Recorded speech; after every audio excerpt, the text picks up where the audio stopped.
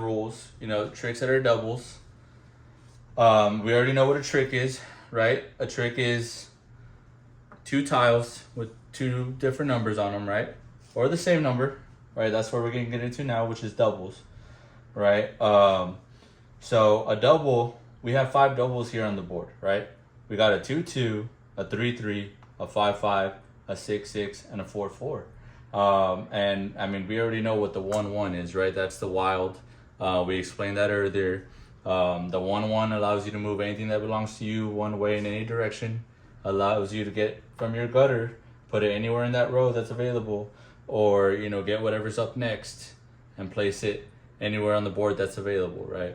And what I mean by available, just going back to that, is anywhere your opponent is at that is a single cube, that's available, right? That's a muncher. You can eat that and put them in the gutter. But if they're frozen, if there's any frozens there, you couldn't move them. You couldn't take them out, right? Unless it's my frozen, and I wanted to add one there, right? If I had a 1-1, I could do that, or anything else, right? And like let's say right here, right? I get a 4-4 or a 1-1, then I can freeze my 4-4 right there, right? So that's that rule, right? But whenever we get into doubles, right? For instance, let's say I want to play my 2-2, right? I go 2-2. Who's that? That's my opponent, right? She's got a munchie there. So I'm gonna get what's up next, right? Which is a blue. I put her in the gutter, right? And there's my 2-2. Then I get the opportunity to go again, right? That's with every double. Every double that you play gives you the opportunity to go again, right? It's your turn again after you play that double, right? The only time you don't get an extra turn is whenever you put something, that is, a trick that is 2 different numbers. So a 1-3, a 1-2, 4-6, anything that's different, right? The only time you can go again is whenever you play a double, right? The 1-1 included. For instance, let's say I go 3-3, right? 3-3, and I already have a cube right there, right? My next is a blue. I can't mix colors, right? So I can't play this one next. I have no choice but to move this one way in any direction, right? Let's say I want to go this way, take my opponent out. I could go this way, or this way, right? Take them out. I probably would go this way, right? That's probably the best option for me right here. If this was a live game right here, take her out and move closer to my reds here. Just depends on how I want to play it, right? And then mind you that I do get to go again after that, right? So let's say I did want to eat her. Boom. I do that, right? And then I want to play again. I got a 2-2 next, right? I can add my 2-2 there. Or let's say, let's start it back where we were. So let me take a step back real quick and mention that, you talk about the doubles rule, how you get the opportunity to go again, right? And I've seen it many times where the player that has doubles or multiple doubles, or just a double in general, they want to play it right away, right? So like let's say for instance I go 3-3, right? Oh my god, I got doubles. I'm gonna go 3-3, and now I can move up here, or now I can move here, right? But just kind of slow down a little bit. Don't get too crazy. People get crazy with doubles. They get double crazy, right? And what I mean by that is, I got a 1-1 here, a 2-2, and a 3-3, right?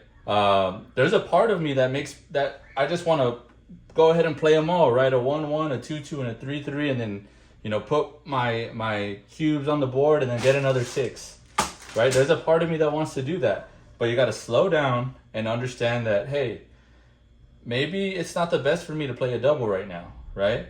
Maybe there's something else, mixing these numbers around, and maybe I won't get a chance to go again, but hey, maybe it's possible that there's something better than, getting to go again, right? What's better than getting to go again?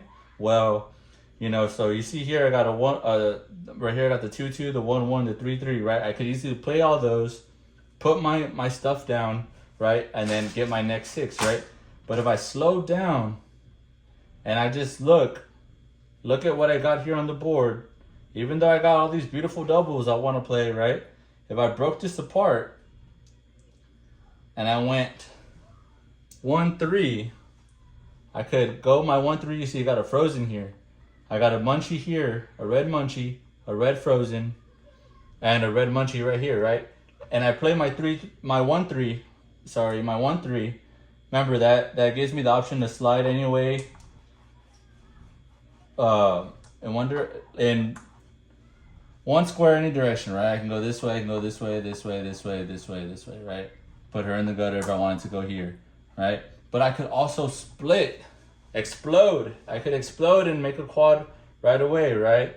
But if I decided to go crazy and go 3-3, let's put this back the way it was, right? I go 3-3 and I go here. You know, it's gonna take me more moves to get that quad, right? I mean, you know, this isn't really a good example because I can make a quad in multiple ways here, right? I can go 3-3, move up, put her in the gutter, my opponent, and then play a 1-1, and that gives me the option to explode as well, right? So I still got a quad there, right? But it really all just depends. But really, what I'm trying to say is sometimes it's not always best to play a double, right? You can mix some numbers up and make a quad faster than, you know, just playing your doubles and getting rid of your cubes and getting a fresh 6, right? Sometimes if you slow down, take a look at what you got, you know, sometimes it just works out better that way, right? You know, like let's say I did want to play my doubles, right, and get rid of them. I would go right here. I'd go 1-1, split that, boom, right, quad. Then what else would I like to do? Let's see, I'd go a 2-2 just to get her in the gutter. And then I'd go, I'm able to go again because I played a 1-1, which gave me my quad. Then my 2-2, right, put her in the gutter. I can still go again, and now I'm going to play my 3-3, right? So I get my next one, it's a blue, put it at the 3-3. And now what? Could I go again, right? Because I played 3 doubles in a row.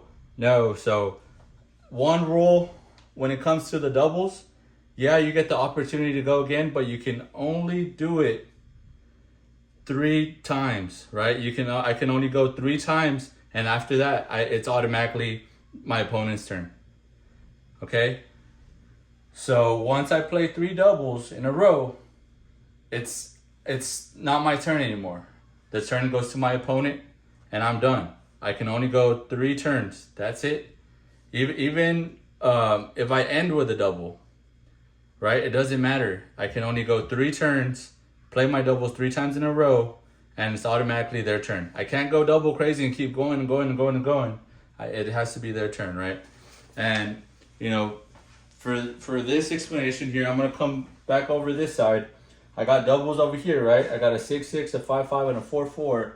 Now I'm green and yellow, right? What would I want to do here? For instance, remember, if I go crazy and want to play my doubles, right? Like let's say I wasn't paying attention. Oh, I got doubles. I want to throw a 6-6 out there, right? That wouldn't be smart because my opponent, right, in this case is red and blue. My opponent is on the 6-6 with a frozen. So if I played 6-6, they would have to move. Either they move and merge right there, they move this way, or what they could also do is explode and make a quad themselves, right? So I don't want to play the 6-6 right now. I don't. So I'm going to see what else I got, right? All right, I got a 5-5. That's me, right? I got a little turkey going on right there. Got my 5-5, which allows me to move one way in any direction. Why? Because I don't have a yellow coming up next. Now, let's say I had a yellow coming up next. Ooh, perfect, right? My 5-5 would allow me to put my next one there. But I don't have a yellow, right? You guys saw the 2 greens right here. I have my green's next. So the only thing I can do here is move one way in any direction. And I'm gonna try to get in my opponent's way. Come over here, right? And then I'd probably go. The smartest thing to do, right, is to still be able to play my doubles. Go 4-4, so that I can take my opponent out, and now their chance of getting a quad has diminished, right? They can't get a quad as soon as they'd like, right? Because I just kind of disrupted that right there. And now if I played my 6-6, yeah, sure, they can come up here and put me in the gutter, but at least they're not making a quad, and I still was able to play my doubles, right? And get them out and get a whole new 6, right? So sometimes you just gotta slow down a little bit, and kind of look at what your options are, and look at what the opponent has next. Look to see where they're at, if they're able to get you out, if you're able to get them out, if you're able to make a quad. Sometimes it's more important to play defense, right, rather than offense. So, sometimes it's, you might just want to get rid of your numbers, but you don't want to put your opponent in a better position to make their quads and finish you off, right? So just, be mindful when you got your doubles. Doubles can be very helpful, but they can also hurt you, right? So, and obviously whenever you play doubles, right, you get a whole, like, let's say I had, my three tricks, right, which are all doubles. Well, that's one whole set right there, right? Helps me get to my 4 sets faster to finish the round, close it out, get last trick, and then get the opportunity to start all over and go again, right? So just be smart, be mindful. Like I said, doubles can be very helpful, but they can also be very hurtful.